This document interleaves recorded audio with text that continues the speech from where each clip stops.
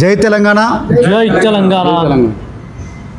తెలంగాణ రాష్ట్రంలో కాంగ్రెస్ పార్టీ అధికారంలోకి వచ్చి మేము ఉద్యమకారులను గుర్తిస్తాం, గత ప్రభుత్వం గుర్తించలేకపోయింది, మేము అధికారులు రాగానే మేము ఉద్యమకారులకు గుర్తించడే కాకుండా 250 గజాల స్థలం ఇస్తాం, 25,000 పెన్షన్ ఇస్తాం, అమరవీరులను గుర్తిస్తాం, సంక్షేమ బోర్డు ఏర్పాటు చేస్తాం, అందరికీ గుర్తింపు కార్డు ఇస్తామని చెప్పి నమ్మబలికి ఈ రాష్ట్రంలో కాంగ్రెస్ పార్టీ అధికారంలోకి వచ్చిన విషయం మీ అందరికీ తెలిసిందే. కానీ 2.5 సంవత్సరాలు అయినప్పటికీ కూడా ఎక్కడ వేసిన గొంగడి అక్కడే ఉంది తప్ప ఉద్యమకారుల గురించి ఆలోచించిన పాపన పోలే. మేము ఈ 2.5 సంవత్సరాల కాలంలో గతంలో జాగృతి పక్షాన కానివ్వండి, పార్టీ పెట్టిన తర్వాత టీఆర్ఎస్ పార్టీగా కానివ్వండి, కవితమ్మ గారు ఆత్మీయ సమ్మేళనాలు పెట్టి ఉద్యమకారుల కోసం అనేక డిమాండ్లు పెట్టి మీరు ఉద్యమకారుల కోసం న్యాయం చేయాల్సిందే, ఉద్యమకారుల పక్షాన మీరు ఇచ్చిన హామీల్ని నిలబెట్టుకోవాలని చెప్పి గతంలో ఎన్నో డెడ్లైన్ పెట్టినాం.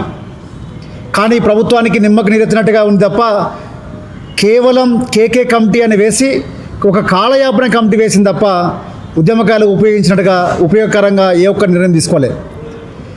ఇక మనం డెడ్లైన్ పెట్టడం కాదు, ఉద్యమకారుల పక్షాన పూర్తిగా దిగితేనే ఈ లాఠీలకు తూటలకు భయపడే వ్యక్తులం కాదు, ఉద్యమంలో పనిచేసేటువంటి వ్యక్తిగా ఒక ఉద్యమకారినిగా కవితక్క గారు జూలై 2 నాడు భూపోరాటం చేస్తాం.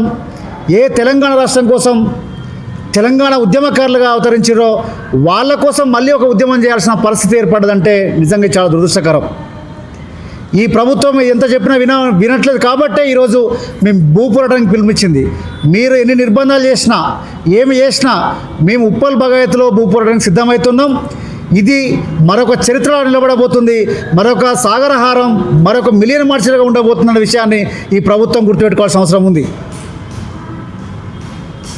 అయితే ఈ యొక్క కవితక్క గారు ఇచ్చిన పిలుపుకు ఈ రాష్ట్రంలో ఏ పార్టీ కూడా కేవలం ఉద్యమకారులని మాటలు చెప్పి శాల్వాలతో సత్కరించి పంపించింది, కానీ ఉద్యమకారుల పక్షాన నిలబడలేదు.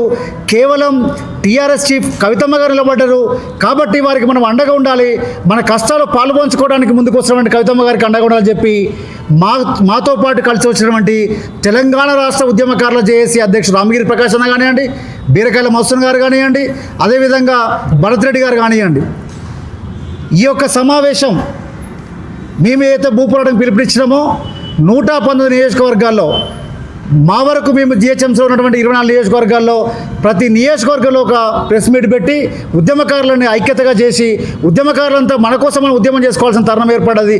మీరంతా ఐక్యతగా ముందుకు రావాలంటే విభిన్న పార్టీల నుంచి, విభిన్న సంఘాల నుంచి, కుల మతాలు అతీతంగా ఈరోజు మాతో కలిసి వస్తున్నారు. ఈరోజు రాజేంద్ర నియోజకవర్గంలో స్థానిక రాజేంద్ర ఇన్ఛార్జ్ చలసాని విష్ణుమూర్తి అన్న ఆధ్వర్యంలో ఈరోజు పత్రికా సమావేశం ఎందుకు ఏర్పాటు చేసినామంటే రాజేంద్ర కాన్ఫరెన్స్లో చాలామంది ఉద్యమకారులు ఉన్నారు.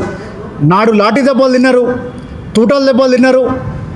కొంత కుటుంబాలు మొత్తం అస్తవ్యస్తమైనా కూడా కుటుంబాలను పట్టించుకోకుండా కొంతమంది అమరవీరుల కుటుంబాలు ఉన్నటువంటి సందర్భంలో వీరందరినీ ఐక్యత తీసుకొచ్చేసి మనము ఉప్పల్ భగవత్ ప్రోగ్రాం సక్సెస్ చేయాలని పిలుపునిస్తే అన్న ఆధ్వర్యంలో మా రాజేంద్ర నగర్ నుంచి చాలామంది ఉద్యమకారులు ఉన్నారు. వాళ్ళందరి పక్షాన్ని స్వతహాగా నేనే ఒక ఉద్యమకారు అని చెప్పి ముందుకొచ్చి పత్రికా సమావేశం ఏర్పాటు చేసి ఆనాటి సమావేశానికి, ఆనాడు పోరాటానికి నా వంతుగా నేను సక్సెస్ చేయడానికి కృషి చేస్తానని చెప్పినటువంటి అన్నగారికి కూడా ధన్యవాదాలు. అదేవిధంగా స్థానిక నాయకులైనటువంటి ఇక్కడ రాజేంద్ర స్థానిక నాయకులు అందరికీ కూడా పేరు పేరున, మా మహిళా నాయకులందరికీ కూడా, అంతెందుకు తెలంగాణ ఏర్పాటు సమయంలో జర్నలిస్టులు కూడా చాలా ఉద్యమాలు చేసిన సందర్భాలు చూసినాం మనం. కానీ జర్నలిస్టులు కూడా ఉద్యమకారులుగా గుర్తించలేని పరిస్థితి ప్రభుత్వానికి ఉంది. కనీసం వారి సమస్యలు తీర్చలేని పరిస్థితి ఉంది. వీటన్నిటికీ ఒకే ఒక సొల్యూషన్, రాబోయే రోజుల్లో తెలంగాణ రక్షణ సేన ప్రభుత్వాన్ని ఏర్పాటు చేసి ఇవ్వడం సాధ్యమవుతుంది. కానీ అప్పటి వరకు వీళ్ళందరి కోసం ప్రశ్నిస్తాం, పోరాడతాం.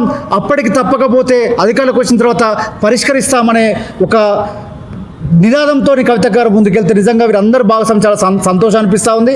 ఈ గత ప్రభుత్వం బీఆర్ఎస్ కూడా 10 సంవత్సరాల అధికారుల నుండి ఉద్యమకారులకు ఏం న్యాయం చేయలేకపోయింది. ఈ 2వ సంవత్సరం కాంగ్రెస్ పార్టీ ఏం న్యాయం చేయలేకపోతుంది. ఉద్యమకారులంతా ఏకమై ఒక పోరాట దిశలో ఉద్యమం చేయలేకపోతే ఈ ప్రభుత్వాలకు నిమ్మకు నీరెత్తినట్టుగా ఉంటే తప్ప వాళ్ళలో స్పర్శ ఉండట్లేదు. కాబట్టి మేమంతా ఒక తాటిపైకి వచ్చినాం. ఇప్పటి నుండి టీఆర్ఎస్ పార్టీ కదిలింది. రాబోయే రోజుల్లో ప్రభుత్వానికి ఏ రకంగా ఎన్ని ఇబ్బందులు పడ్డా ఏం చేసినా సరే వారి పక్షాన్ని నిలబడి మేము పోరాడతామని చెప్పి ఈ సభాముఖంగా తెలియజేసుకుంటూ ధన్యవాదాలు తెలియజేసుకుంటాను. జై తెలంగాణ. జై తెలంగాణ.